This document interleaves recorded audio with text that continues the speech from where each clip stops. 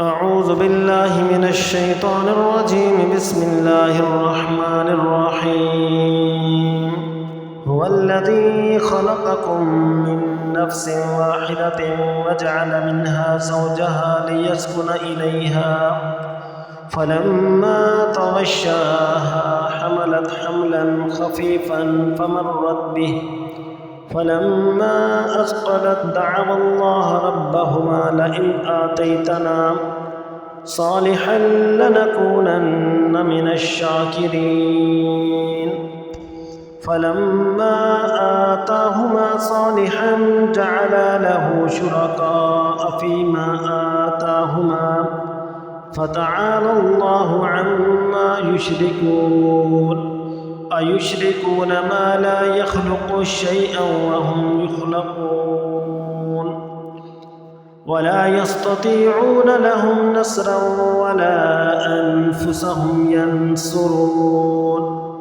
وإن تدعوهم إلى الهدى لا يتبعوكم سواء عليكم أدعوتموهم أم أنتم صامتون. إن الذين تدعون من دون الله عباد أمثالكم فادعوهم فليستجيبوا لكم إن كنتم صادقين. ألهم أرجل يمشون بها أم لهم أيدي يبطشون بها أم لهم أعين يبصرون بها أم لهم آذان يسمعون بها قل ادعوا شركاءكم ثم كيدوني فلا تنظرون.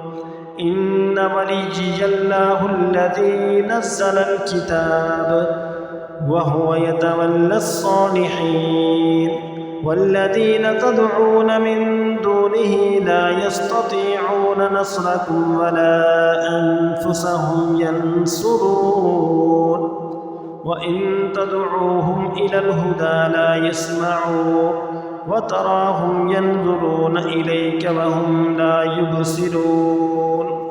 خذ العفو وأمر بالعرف وأعرض عن الجاهلين. وإما ينزغنك من الشيطان نزغ فاستعذ بالله إنه سميع عليم. إن الذين اتقوا إذا مسهم طائف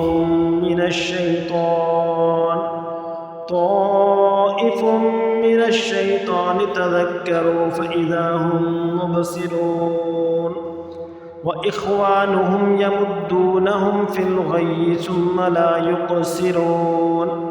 وإذا لم تأتهم بآية قالوا لولا اجتبيتها قل إنما أتبع ما يوحى إلي من ربي هذا بصائر من ربكم وهدى ورحمة لقوم يؤمنون.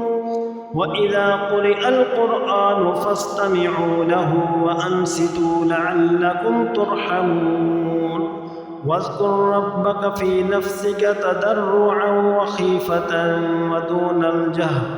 ودون الجهر من القول بالغدو والآصال ولا تكن من الغافلين. إن الذين عند ربك لا يستكبرون عن عبادته ويسبحونه وله يسجدون.